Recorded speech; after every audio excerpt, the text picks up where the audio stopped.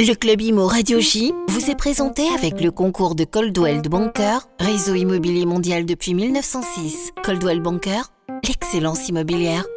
Radio J. Le Club Imo Radio J, Marc Ezrati. Bonjour à tous et bienvenue dans le Club Imo. Aujourd'hui, on va parler digital et immobilier. Les sites d'annonces explosent, les agences s'adaptent et les nouveaux acteurs du web prennent une place de plus en plus importante. Qui sont les grands gagnants du digital immobilier? Comment les professionnels ils peuvent se rendre plus visibles sur Internet? Pour répondre à ces questions, j'ai le plaisir de recevoir Jérémy Lacoste. Il est directeur général d'Eskimo. C'est une entreprise spécialisée dans le marketing numérique. Bonjour Jérémy et bienvenue dans le Club Imo. Bonjour Marc et merci pour l'invitation.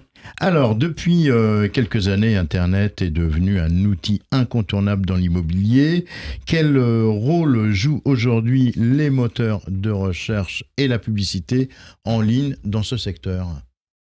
Aujourd'hui, pour ces acteurs-là, Internet joue un rôle majeur. C'est une vitrine, clairement, c'est comme avoir une agence sur les Champs-Élysées. On a publié un baromètre là, il y a un mois. On estime qu'il y a à peu près 1 milliard de visites sur la verticale immobilière en France. D'accord. Sur une centaine d'acteurs. Donc c'est oui. magistral. Ouais. Et voilà, ça donne de la visibilité, ça donne de l'entrain, de la traction commerciale pour l'ensemble de ces acteurs. Alors justement, les grandes plateformes comme Se Loger, Bien Ici ou encore le Figaro Immobilier enregistrent des millions de visiteurs chaque mois. Pourquoi est-ce qu'elles attirent autant les internautes ? Parce qu'on est dans un marché qui est de plus en plus difficile. On sait que le volume de transactions a tendance à baisser, que les taux effectivement ont tendance à fluctuer fortement. Et dans cette séquence d'incertitude, les Français ont tendance à chercher de plus en plus pour avoir finalement la bonne offre, le bon bien. Et donc, il y a une verticale un peu qui est disproportionnelle par rapport à ça. Et donc, on voit qu'effectivement, des acteurs comme Se Loger, qui aujourd'hui se taillent la part du lion, enregistrent des chiffres de croissance exponentiels. Par rapport à 2023, typiquement, le volume de requêtes a été multiplié par 2 sur l'ensemble des portails immobiliers. Alors, on observe également une montée en puissance des agences immobilières traditionnelles, comme Century 21 ou encore Foncia. Elles gagnent du terrain sur le web. Comment elles font pour justement mieux se positionner ? Effectivement, elles sont en concurrence frontale vis-à-vis des portails qui aujourd'hui agrègent l'ensemble des visites. Là où c'est intéressant, c'est que ces agences-là elles bénéficient effectivement d'un réseau d'agences physiques, mais également elles ont commencé à traiter l'objet web en rajoutant des services un peu spécifiques. Typiquement, un acteur comme Foncia, aujourd'hui, se réserve pendant 7 jours l'exclusivité des annonces Foncia sur le site, avant ensuite de les diffuser sur des portails autres, comme Se Loger, Le Bon Coin ou Figaro Immo.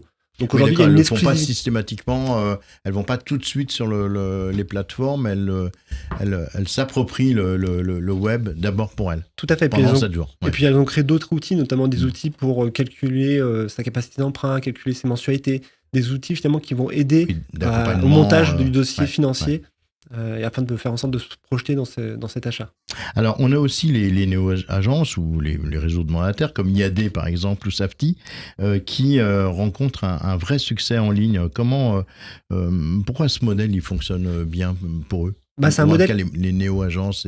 Oui, il y a des néo-agences effectivement qui explosent comme Onki Immobilier. C'est des agences par exemple qui vont se positionner sur un créneau assez simple sur le modèle économique. C'est-à-dire nous avons des frais fixes autour de 5 000 euros grosso modo. Et donc ça, c'est évidemment une incentive qui parle à beaucoup de Français en période de vache maigre.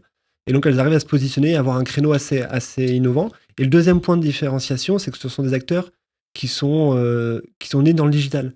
Et donc qui ont des interfaces web, donc des sites internet qui sont pensés pour le digital avec des expériences qui sont hyper intéressantes, hyper plug and play, c'est-à-dire sans couture, assez fluide. Oui. Justement, les réseaux de mandataires, notamment, je pense à Efficity par exemple, ou peut-être plus qu'IAD, non ? Oui, tout à fait. Et puis surtout, ils proposent des parcours qui basculent souvent sur une app dédiée où on peut créer une sorte de compte client, on peut intégrer finalement l'ensemble de nos données, historiser, archiver finalement les annonces qui nous intéressent, qui ne nous intéressent pas, et donc avoir un parcours vraiment très, très fluide. Alors, on a aussi les courtiers comme Meurtho qui sont aussi en pleine expansion sur Internet. Quel est leur secret pour capter autant d'attention ? Il y en a plusieurs. Alors moi je viens de Meilleur Taux, donc j'ai une petite histoire avec la boîte. Voilà, c'est une super boîte. Oui. C'est que c'est des acteurs qui vont agréger tout un tas de données marché. D'accord. Ouais. Donc ils ont accès finalement à l'ensemble des taux qui sont pratiqués par les partenaires bancaires. Et ça, c'est une donnée qui a une valeur informationnelle énorme pour un Français qui est en quête d'achat d'un bien.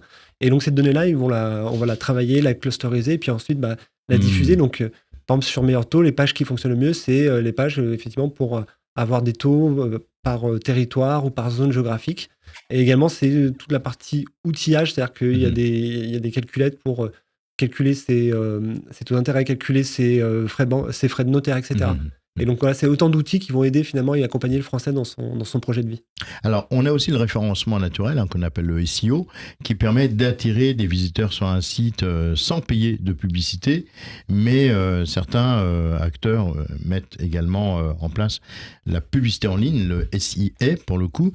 Pourquoi est-ce que ce canal il est en baisse alors qu'il reste essentiel pour certains professionnels? Ouais, le canal SIA, c'est un canal qui est éminemment important. Pourquoi ? Parce que le fait d'acheter... SIA, donc la publicité en ligne. La publicité en ligne, effectivement. À quoi ça consiste ? C'est-à-dire qu'on va définir des mots-clés que l'on va acheter et on va pouvoir diffuser des annonces. Et mécaniquement, ces annonces, elles vont se placer au-dessus des annonces non payantes sur Google. Ouais, donc, c'est-à-dire que les premières annonces que vous voyez sur Google, souvent, c'est des annonces qui ont été sponsorisées et payées. Donc, ça a un avantage stratégique pour l'entreprise qui fait ça, de se positionner en numéro 1, numéro 2, numéro 3, parce qu'on sait que mécaniquement, les gens ont tendance à moins scroller. Donc, il faut évidemment se positionner là-dessus, sachant que c'est un système d'enchères. Et donc, ça coûte un certain prix d'acheter un mot-clé versus un autre. Donc, il faut faire assez attention sur... Alors, on remarque aussi une explosion des recherches locales, comme acheter une maison autour de chez moi, autour de moi. Comment les agences, elles peuvent en profiter pour attirer plus de clients ? Oui, effectivement, il y a dans le marché immobilier, il y a plein de petits micro-marchés, finalement, même à l'échelle d'une ville, avec des niveaux de prix, des niveaux de prix au mètre carré qui sont assez différents. Et donc, bien souvent, un des critères différenciants d'une agence, c'est de s'ancrer de façon locale, territoriale, pour pouvoir effectivement mettre en avant une expertise, une connaissance d'un secteur. Et donc, de plus en plus, effectivement, des mini-agences vont essayer de se positionner, d'être identifiés comme étant l'acteur légitime sur ce territoire. Alors, selon votre baromètre, 76% des visiteurs des sites immobiliers ont plus de 45 ans et 84% utilisent leur mobile. Comment adapter les stratégies numériques à ces nouveaux usages ?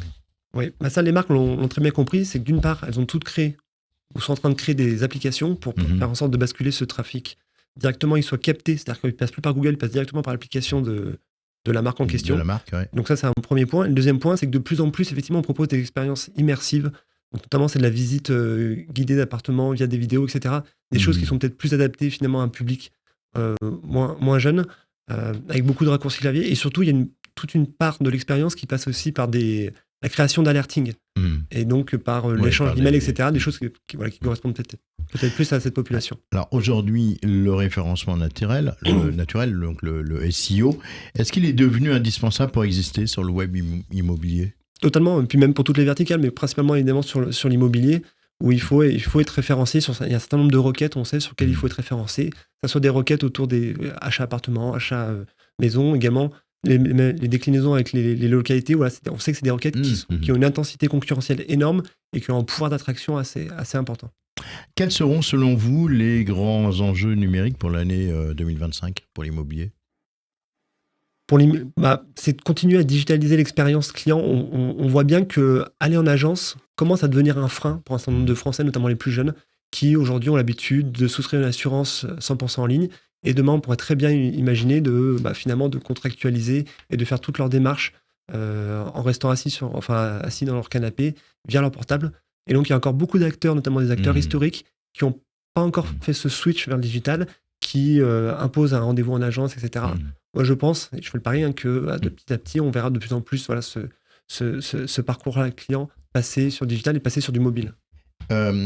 Enfin, quel conseil est-ce que vous donneriez aux agences, aux promoteurs, aux professionnels de l'immobilier, plus largement, qui souhaitent se rendre enfin visibles sur le net ? Oui, c'est une chose assez... J'enfonce une porte ouverte, mais pour être visible sur le net, il faut créer du contenu de qualité. Et ça veut dire quoi? C'est-à-dire créer du contenu pour les êtres humains. On n'écrit pas pour Google, on n'écrit pas pour les moteurs de recherche, on écrit vraiment pour ses futurs clients. Et donc, il faut créer le contenu qu'on aimerait soi-même lire. Et donc voilà, je pense que ça, c'est plutôt une approche assez saine. Merci beaucoup, Jérémy Lacoste, directeur général d'Eskimos, d'être venu dans nos studios aujourd'hui sur Radio J.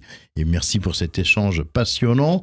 On comprend que le référencement naturel est devenu essentiel, que les agences traditionnelles progressent sur le numérique et que les recherches locales explosent. On marque une pause, le temps de découvrir l'info du jour. Le Club Imo Radio J vous est présenté avec le concours de Coldwell Banker, réseau immobilier mondial depuis 1906. Coldwell Banker, l'excellence immobilière. Radio J. Le Club Imo Radio J, Marc Ezrati. Un séjour au ski qui vire au cauchemar à La Plagne. Une cinquantaine d'étudiants de l'université de Liège a semé la panique dans une résidence de vacances. Portes démontées, excréments dans les couloirs, nourriture collée aux poubelles et même des équipements cassés. Résultat, autour des 420 étudiants ne récupérera intégralement sa caution. Aucun des 420 étudiants ne récupérera intégralement sa caution. Les organisateurs rejettent la faute sur l'absence de salles des fêtes.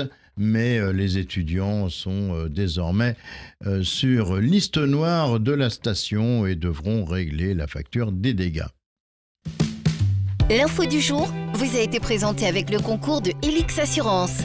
Vous payez trop cher pour votre assurance de prêt immobilier? Avec mon-assurance-emprunteur.fr de Helix Assurance, comparez, changez et économisez jusqu'à 15 000 €. Simple, rapide et 100% en ligne. Helix Assurance, votre expert en économie. mon-assurance-emprunteur.fr. Radio J. Le Club Imo Radio J, Marc Ezrati. Et on est de retour dans le Club Imo. Et pour cette seconde partie, on va prendre un peu d'altitude pour parler d'un marché dynamique et qui séduit toujours l'immobilier neuf en montagne avec un bel enneigement en début de saison.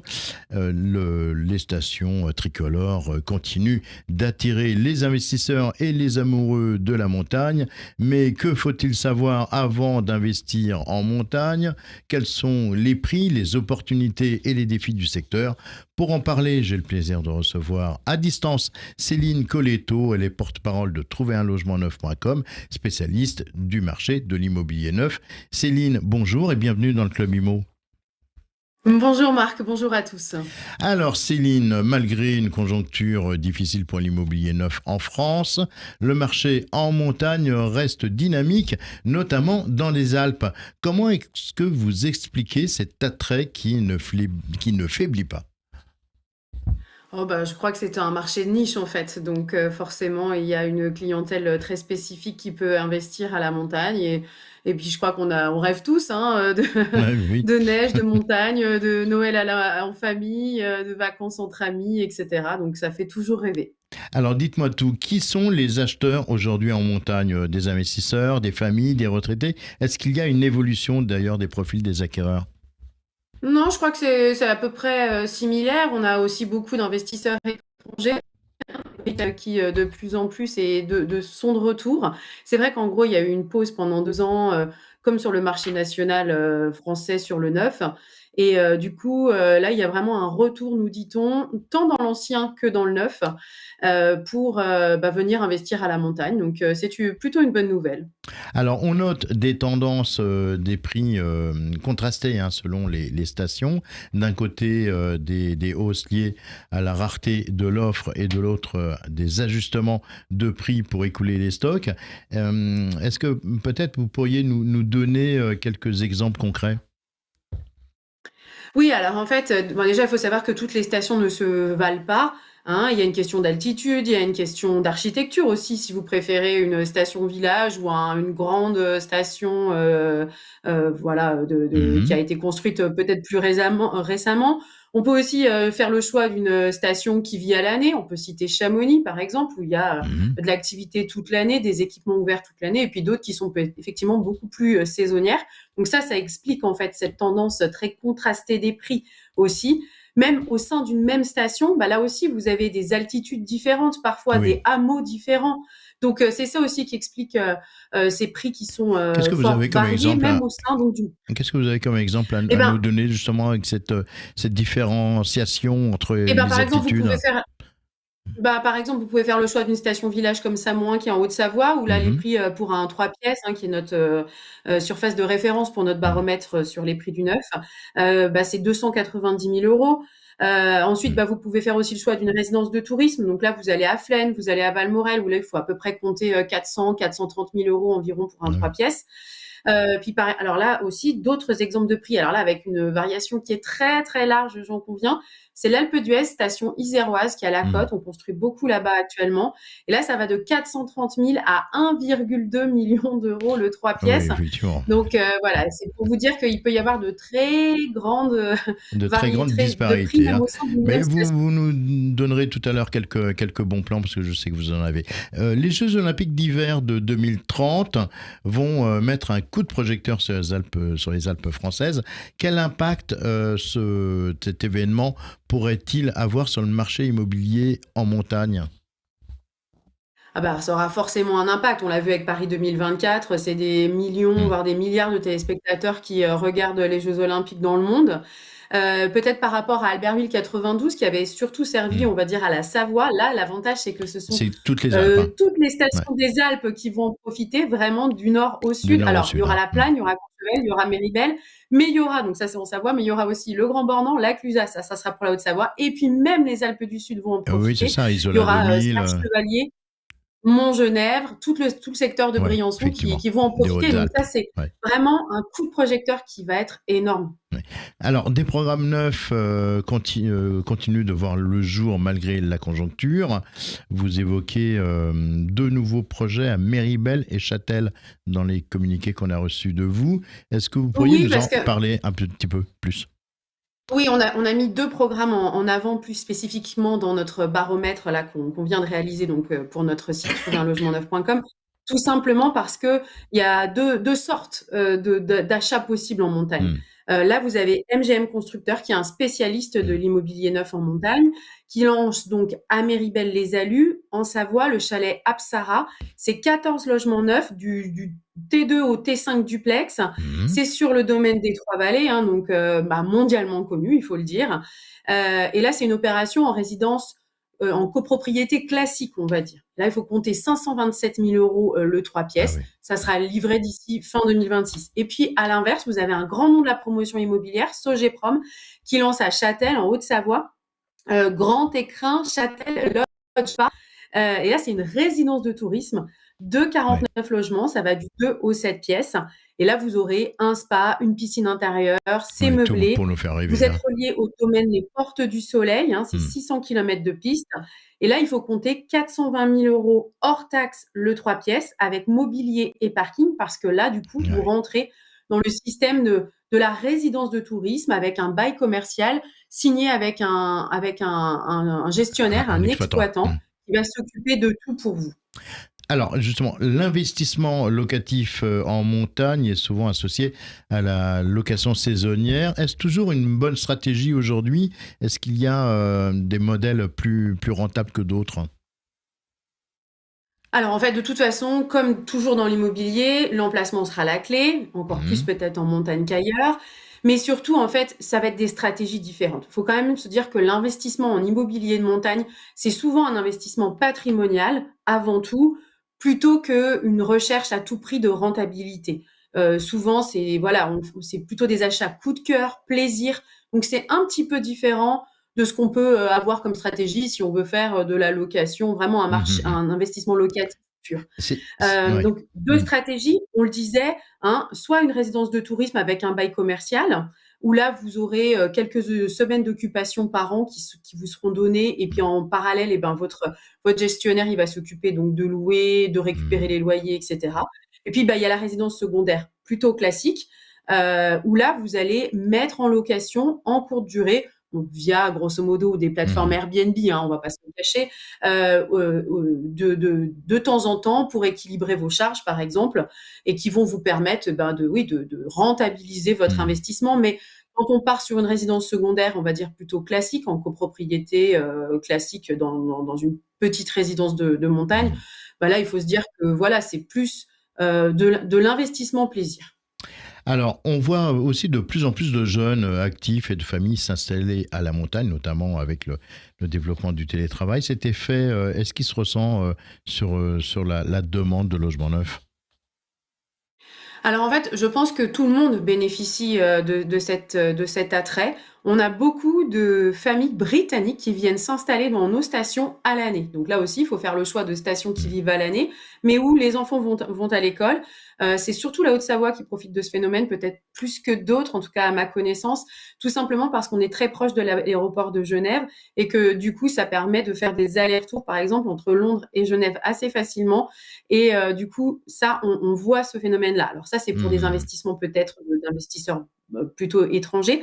Mais il faut savoir aussi qu'il y a de plus en plus, et ça on le ressent quand on a la chance d'habiter en station, ce sont aussi des gens qui vont peut-être habiter Lyon, Marseille, Saint-Étienne et qui vont en montagne et qui vont venir passer les fins de week-end, les fins de semaine un peu prolongées pour travailler à distance ou alors venir passer des vacances avec certains qui vont aller au ski parce qu'ils auront la chance d'être en France et d'autres qui vont aller le reste de la journée mais dans un cadre plutôt exceptionnel.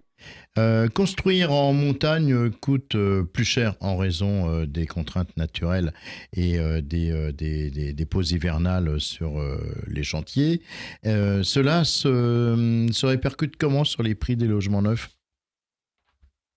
Alors, bon, forcément, c'est un surcoût, mais c'est surtout le coût du foncier. Il sera de plus en plus cher parce que, avec le ZAN, le zéro artificialisation nette, qui va forcément réduire les fonciers disponibles.